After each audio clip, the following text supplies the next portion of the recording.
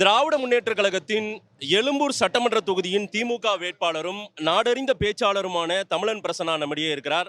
Prasanna sir வணக்கம், எப்படி இருக்கீங்க? வணக்கம், ரொம்ப சூப்பரா இருக்கேன். வாழ்த்துக்கள். நன்றி. திராவிட முன்னேற்ற கழகத்தின் சார்பான எக்மோர் வேட்பாளராக உங்களை அனௌன்ஸ் பண்ணியிருக்காங்க.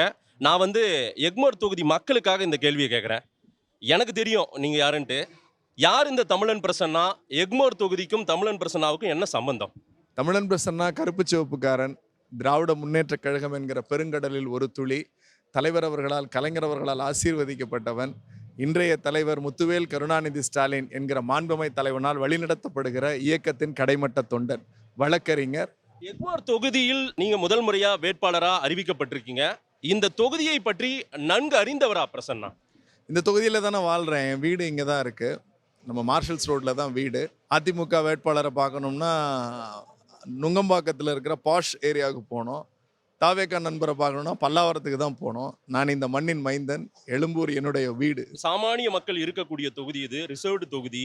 இந்த தொகுதிக்கு ஏற்ற ஒரு வேட்பாளராக பிரசன்னா இருப்பாரா? அந்த மக்கள் அணுகக்கூடிய விதத்துல பிரசன்னா இருப்பாரா? முதல்ல எங்கள் மக்களை பார்க்குறீங்கல்ல எப்படி கொண்டாடுறாங்கன்னு. இதற்கு காரணம் நான் அவர்களோடு வாழ்வது மட்டும்தான்.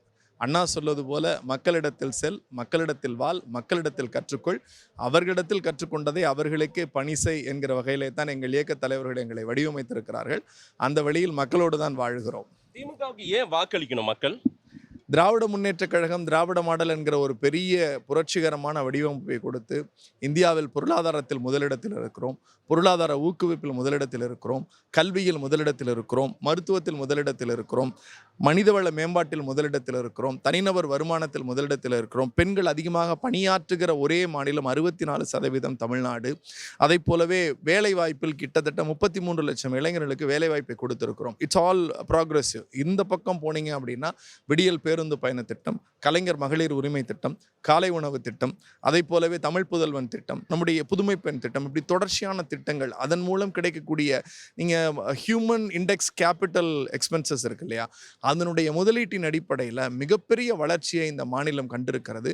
திட்டங்கள் போய் சேராத ஒரு வீடு கூட இல்லை என்கிற அளவிற்கு பார்த்து பார்த்து தமிழ்நாட்டை தன்னுடைய இல்லமாக செதுக்கி இருக்கிறார் தமிழ்நாட்டினுடைய முதலமைச்சர் முத்துவேல் கருணாநிதி ஸ்டாலின். அந்த அடிப்படையில் இந்த ஆட்சி மீண்டும் வர வேண்டும் என்று மக்கள் கங்கணம் கட்டி கொண்டு வேலை பார்க்கிறார்கள். பொதுமக்கள் எங்களை பார்த்து ஸ்டாலின் சாருக்கு தான் எங்கள் ஓட்டு, நீங்களாம் ஏன் ஓட்டு கேட்டு வரீங்கன்னு கேட்கக்கூடிய நிலத்தை நாங்கள் பார்க்குறோம்.